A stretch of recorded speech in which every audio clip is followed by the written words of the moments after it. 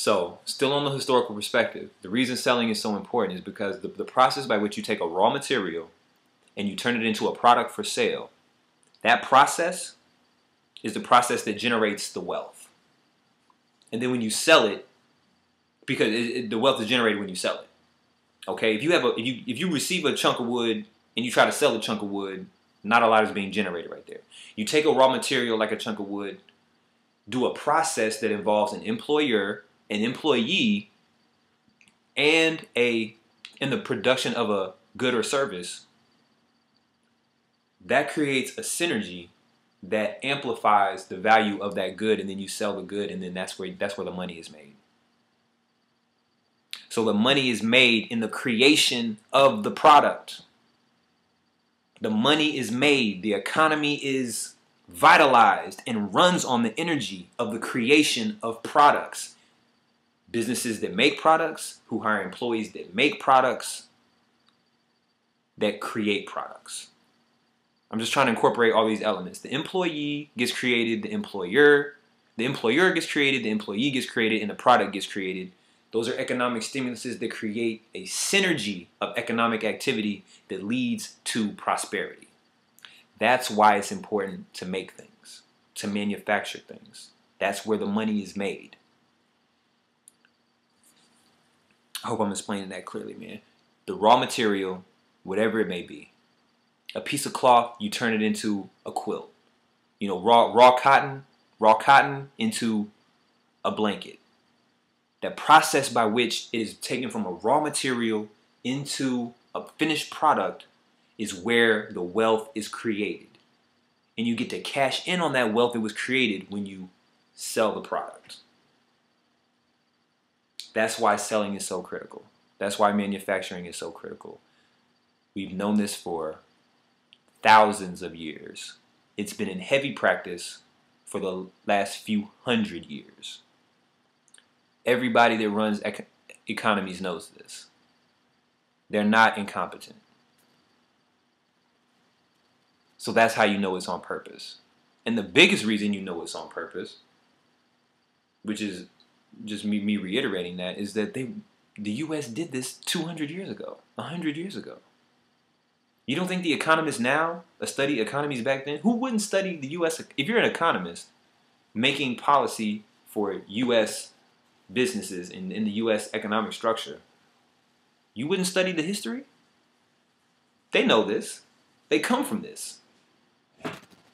They know how our wealth was created. They know how England's wealth was created. Through manufacturing. They know how wealth is created now. How's China making money? But besides lending it to us? Selling. Manufacturing.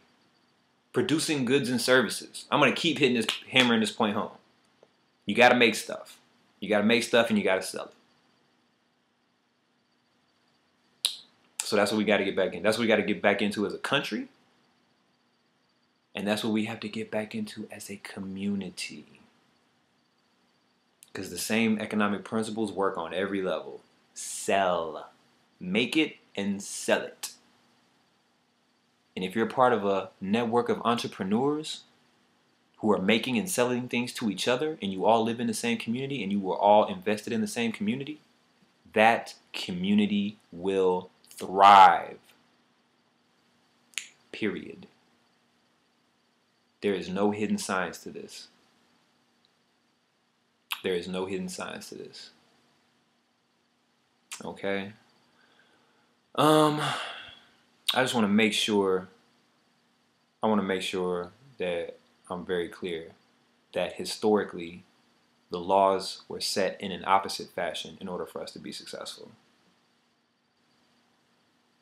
We used to protect our manufacturing industry to encourage domestic production, to encourage domestic selling, to encourage employment within the borders. Is now of a financial benefit. It used to be a financial benefit to do that locally. Now it's a financial benefit to outsource it. Legally, it's a financial benefit. The laws are designed that way now. So really think about that. About, the different levels about, think about it practically, but then also think about it like on a deeper level. Like, why is that? Don't let them plead incompetence. Don't let them play you for a fool. They're not incompetent. This is strategic. This was a strategic dissecting of the U.S. economy. And the reason I know that is because I studied them do it to the South American countries. I saw them do it to the African countries. And then now they did it to the U.S. And we're going to get hit just like they got hit.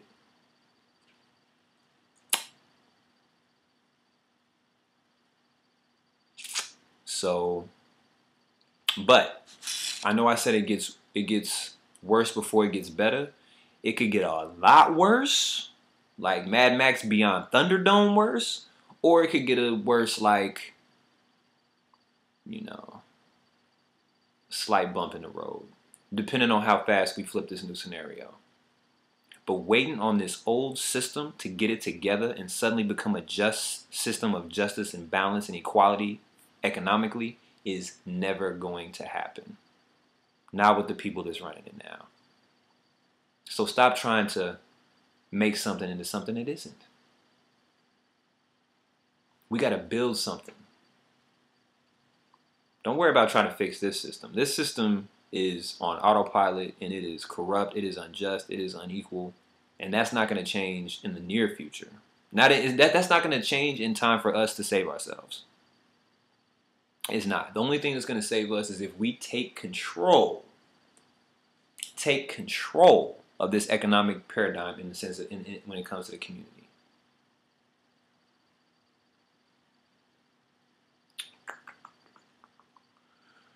Man, I know I've been repeating myself a lot. I know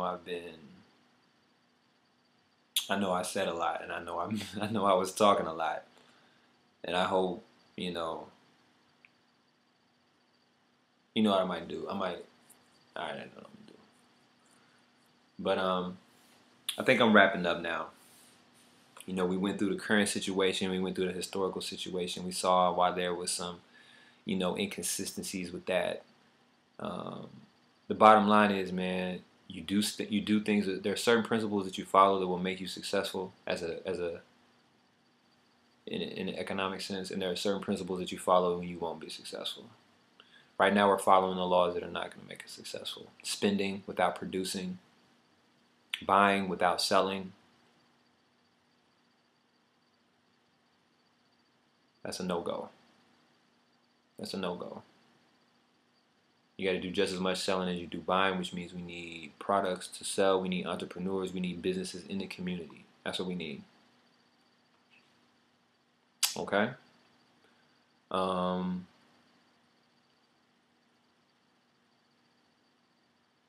No other way to put it. That's how money's been made throughout history. That's how it's going to continue to be made. So 2 more quick aspects, and then I'm going to really wrap this up.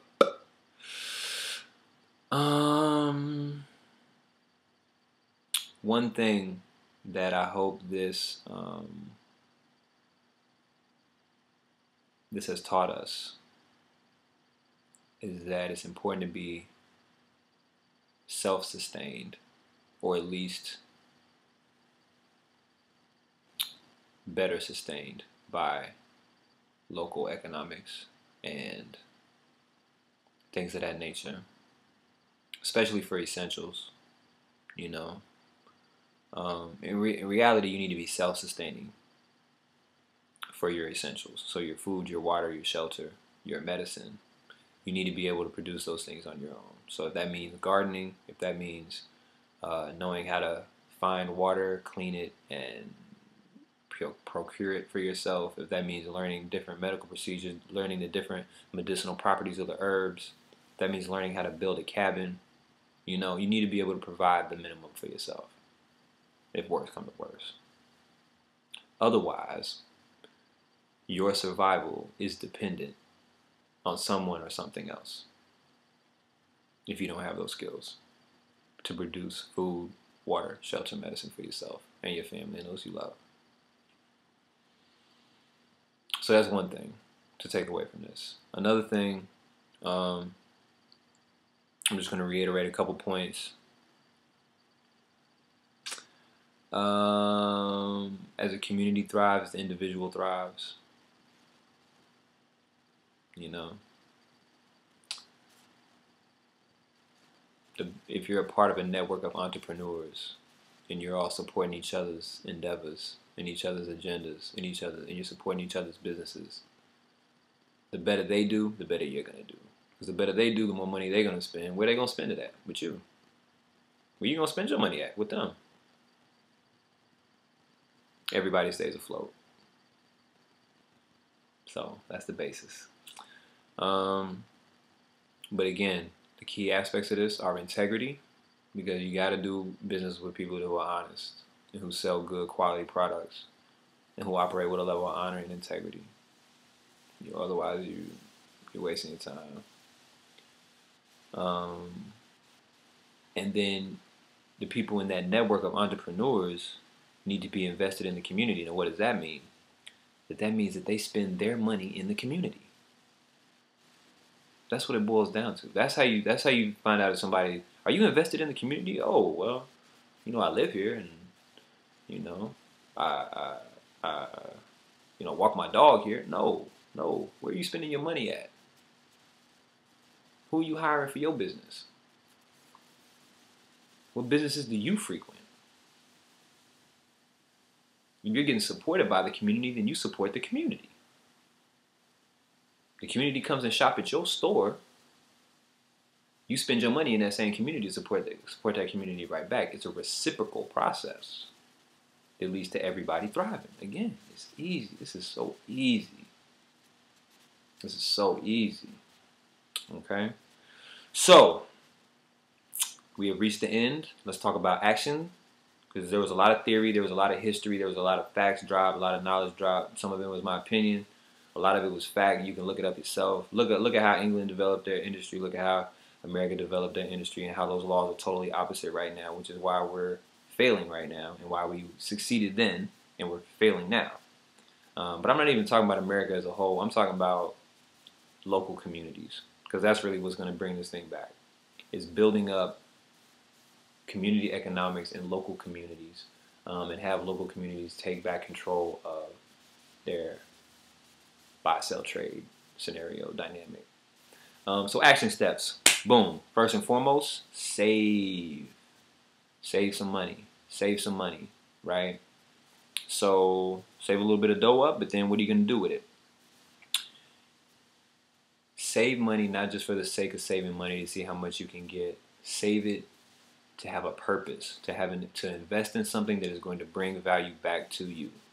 Invest it in a business of your own. Investing in a business of your own will help bring value back to you. Investing in someone else's business will help bring value back to you. And even if you don't invest in a business yet, or invest in somebody else's business yet, at least buy things that bring value back. Don't waste money. Don't waste money. Spend things on products. Think about this. Think about it like this. It should. How many when you buy something, will you still be using it in a week? Will you still be using it in a month? Will you still be using it in a year? Will you still be using it in 2 years? In 10 years? That's the what level of what quality of service are you going to get from that item? That's how you need to judge these things. If you're spending most of your money on stuff that no longer has value after a month, you're hustling backwards. You're hustling backwards. So save it, spend it on things that return value back to you.